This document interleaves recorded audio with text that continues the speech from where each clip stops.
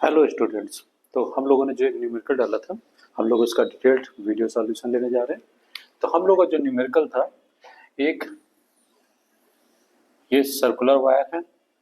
इस circular wire में हम लोग ये बोलते हैं, असली में सर्कुलर वायर केवल सेमी सर्कुलर है।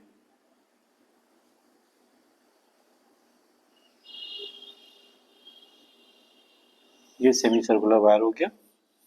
हम लोग इसको इतने पोर्शन को यहाँ से हटा देते हैं। तो semi circular wire of radius R, इसके यहाँ से लेकर के ए पॉइंट से लेकर बी पॉइंट तक यूनिफॉर्मली डिस्ट्रीब्यूशन चार्ज दिया गया है।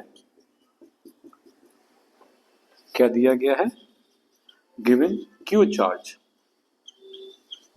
और क्या दिया गया है? रेडियस आर दी गई है।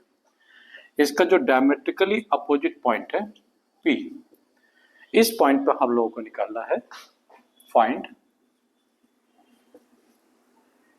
V divided by E।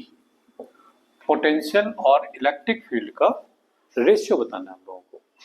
तो पोटेंशियल और इलेक्ट्रिक फील्ड का रेशियो निकालने के लिए, अब देखिए, अगर सेंटर पे निकालना होता तो सबको मालूम है कि सेमी सर्कुलर का हम लोग इंटीग्रेशन करके निकालते। V सभी की डिस्टेंस यहाँ से R होती तो हम लोग V स्केलर क्वांटिटी होती है, वो निकाल सकते थे। यहाँ पे V अपॉन E हम लोगों को इसका मैग्नीट्यूड निकालना है, यानी कि इलेक्ट्रिक फील्ड की डायरेक्शन नहीं देखनी है, इसका नेट इलेक्ट्रिक फील्ड। और पोटेंशियल तो ऑलरेडी स्केलर होता है। तो इसको निकालने के लिए हम लोग स्टार्ट करते हैं। तो मान लेते हैं कि इस पॉइंट को अगर हम लोग यहाँ पे सेंटर को यहाँ की जगह पे इस पॉइंट को अगर O बोल दे तो ये मिलाने वाली लाइन हो गई। तो हम लोग क्या करें, यहाँ से एक छोटा सा एलिमेंट निकालते हैं इसमें से।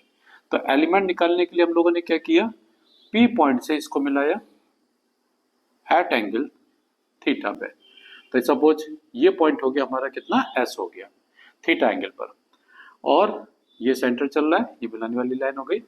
तो इसको अगर हम लोग यहाँ से इसको मिला देते हैं तो मान लेते हैं SP distance small r, let PS small r हो गया। और एंगल हम लोगों ने लिया जो है SPO, एंगल SPO, इसको हम लोगों ने थीटा ले लिया। क्लियर? हम लोग करने क्या जा रहे हैं, हम लोगों के पास में जो गिवन है, हम लोगों का जो कॉन्सेप्ट है, इस यहाँ से यहाँ तक का जो वायर है हम लोग इसको छोटे छोटे पीस में कट करेंगे। और आपको मालूम है कि एक छोटा सा पॉइंट अगर होता है यहाँ पर, जिसके ऊपर अगर DQ चार्ज है स्मॉल r डिस्टेंस पर, तो इस पे इलेक्ट्रिक फील्ड का फॉर्मूला मालूम है आपको, TE = K × DQ divided by R square. और इसी पॉइंट पर अगर आपसे पूछा जाए पोटेंशियल dV, तो आप कहेंगे K × DQ divided by R। इसमें डायरेक्शन होती है, इलेक्ट्रिक फील्ड आपका वेक्टर क्वांटिटी है और पोटेंशियल स्केलर क्वांटिटी है। तो हम लोग यहाँ पे असली में हमारे पास में पॉइंट चार्ज का फॉर्मूला है। तो हम लोग यहाँ पे क्या करने जा रहे हैं, हम लोग यहाँ पर S पॉइंट पर एक जनरल थीटा एंगल पे, इसको हम लोग 0 डिग्री लाइन बोले, थीटा एंगल पे हम लोगों ने एक यहाँ पे कट लगाया और ये स्मॉल r डिस्टेंस ले ली। दूसरा कट के लिए हम लोगों ने थोड़ा सा एंगल बढ़ाया, ये हम लोगों ने जिस डायरेक्शन में थीटा आया है उसी डायरेक्शन में आगे अगर बढ़ेगा तो कितना हो जाएगा, d थीटा ऐड हो जाएगा एक्स्ट्रा। तो टोटल एंगल यहाँ से हो जाएगा थीटा प्लस d थीटा, और ये लेंथ बढ़ करके हो जाएगी आपकी। अब ये चूंकि यहाँ दिख रही है कि कम हो गई, लेकिन हम लोग मान लेते हैं कि इसको r प्लस dr, क्योंकि इंटीग्रेशन का कॉन्सेप्ट होता है कि अगर थीटा इंक्रीज कर रहा है तो यहाँ पे हम लोग मान के चल रहे हैं कि dr इंक्रीज कर रहा है। तो अब यहाँ से अगर छोटा सा पोर्शन कट होकर निकल गया तो हम लोग इसको एज्यूम करें कि इसके ऊपर चार्ज कितना आया, dq। तो ये आपने PS ले लिया, SPO ले लिया। So elementary charge on small element, हम लोगों ने जो ये छोटा सा एलिमेंट यहाँ पे निकाला हुआ है d थीटा एंगल का, इसके ऊपर एज्यूम कर रहे हैं कि elementary charge on small element this is dq। अब देखिए ये dq हो गया, इस dq की वजह से P पॉइंट पे आपको इलेक्ट्रिक फील्ड और पोटेंशियल दोनों निकालना है। तो आप खुद देखिए क्या करें, dq पॉजिटिव होगा तो आप कहेंगे कि मिलाने वाली लाइन से ये यहाँ से DE कंपोनेंट जाएगा, ये थीटा हो गया तो ये थीटा हो गया। इसका मतलब ये हो गया कि एंगल यहाँ पे d थीटा हो गया। ये तो DE की वैल्यू कितनी आई, DE एट पॉइंट P, इसकी वैल्यू मिली आपको K DQ upon R square. ये इस डायरेक्शन में पॉइंट करेगा। और अब जब हम लोग यहाँ पर पूछे कि भाई अगर यहाँ से थीटा इस डायरेक्शन में हम लोग यहाँ पे एक छोटा सा एलिमेंट निकालते डी क्यू, तो आप कहते हैं कि इसकी डायरेक्शन होती है इधर की तरफ डीई। तो अब वेक्टर एडिशन में हमको यहाँ पे छोटे छोटे एलिमेंट यहाँ से ऐसे कट होते चले जा रहे हैं, नीचे भी कट हो रहे हैं, उन सबके डीई को वेक्टर एडिशन करना है। तो वेक्टर एडिशन चूंकि डायरेक्शन चेंज हो रही है तो हम लोग इसको कंपोनेंट में निकालते हैं। तो कंपोनेंट, एक कंपोनेंट हमारा इस डीई का इधर जाता है डीई कॉस थीटा, दूसरा कंपोनेंट नीचे जाता डीई साइन थीटा। तो अब आप खुद कह सकते हैं कि जब ऊपर वाले का एक कंपोनेंट नीचे गया D sine theta, similarly same theta angle पे जो इधर का कंपोनेंट डी है थीटा एंगल पे, तो इसका एक कंपोनेंट ऊपर जाएगा डी साइन थीटा। तो जब वेक्टर एडिशन होगा तो डी साइन थीटा कैंसिल होते चले जाएंगे। तो फाइनली आपके पास में जो इलेक्ट्रिक फील्ड ई आएगा वो किसके इंटीग्रेशन से आएगा, वो हमको ये कंपोनेंट इंटीग्रेशन होके दे देगा, ये कैंसिल दे देगा।